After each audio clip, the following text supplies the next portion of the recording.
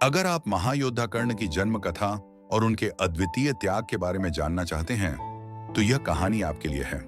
भीष्म पितामह पर ही धृतराष्ट्र, पांडु और विदुर के पालन पोषण की जिम्मेदारी थी। तीनों जब युवा हुए तो उन्हें शिक्षा के लिए गुरुकुल भेजा गया। धृतराष्ट्र बल विद्या में दक्ष हुए, पांडु ने धनुर्विद्या में निपुणता प्राप्त की और विदुर धर्म व नीति शास्त्र में पारंगत हुए। राज्य के उत्तराधिकार की बात आई तो धृतराष्ट्र की नेत्रहीनता उनके आड़े आ गई। विदुर दासी पुत्र थे, इसलिए सिंहासन पांडु को सौंपा गया। भीष्म ने धृतराष्ट्र का विवाह गांधार की राजकुमारी गांधारी से कर दिया।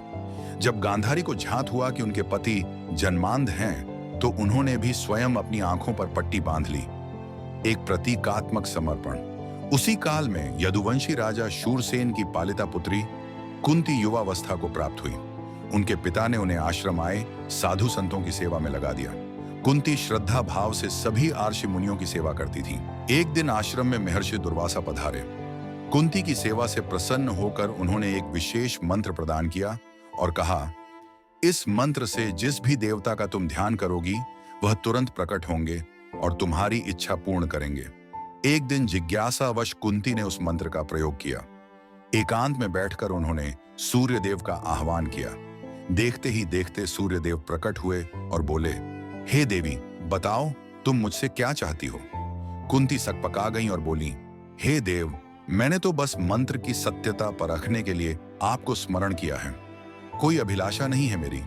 सूर्यदेव बोले, मेरा आना व्यर्थ नहीं जा सकता, मैं तुम्हें एक तेजस्वी और महान पुत्र प्रदान करता हूं। और इतना कहकर वे अदृश्य हो गए।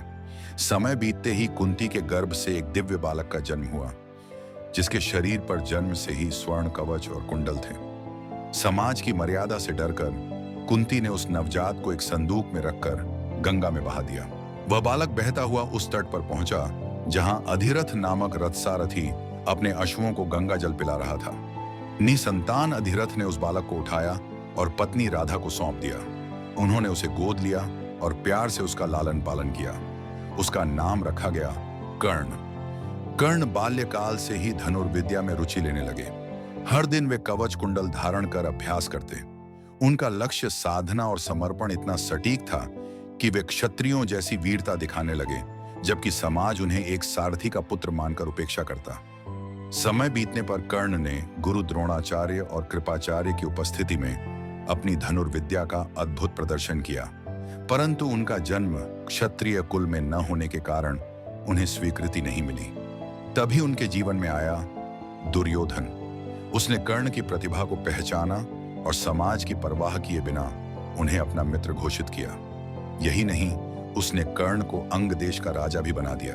कर्ण, जिन्हें जीवन में हमेशा अपनी पहचान की तलाश थी, दुर्योधन के इस सम्मान से अभिभूत हो उठे। यह मित्रता उनके जीवन का आधार बन गई। राजा बनने के बाद कर्ण ने अपने राज्य को समर्पित भाव से संभाला और लोगों का प्रिय बन गए। उनकी मां कुंती, जो अब भी छिपकर उन्हें देखती थीं, गर्व और ममता से भर जाती थीं, लेकिन कभी सामने नहीं आई। कर्ण का नाम अब चारों ओर दानवीर के रूप में प्रसिद्ध हो गया। उन्होंने कभी किसी याचक को खाली हाथ नहीं लौटाया। एक बार उन्होंने निर्धन ग्रामीणों को स्वर्ण मुद्राएं तक दान की, और तब आया उनका सबसे कठिन क्षण, जब उनसे उनका कवच और कुंडल मांगे गए। कर्ण ने बिना किसी संकोच के अपनी सबसे मूल्यवान चीजें, कवच और कुंडल, दान में दे दिए। ये उनके त्याग और वीरता का सबसे बड़ा प्रमाण था। एक सच्चे योद्धा और उदार आत्मा के रूप में कर्ण का जीवन प्रेरणा बन गया। अगर आपको यह कथा प्रेरणादायक लगी तो कमेंट में जरूर बताइए कि आप अगली वीडियो में किस महापुरुष की गाथा सुनना चाहेंगे।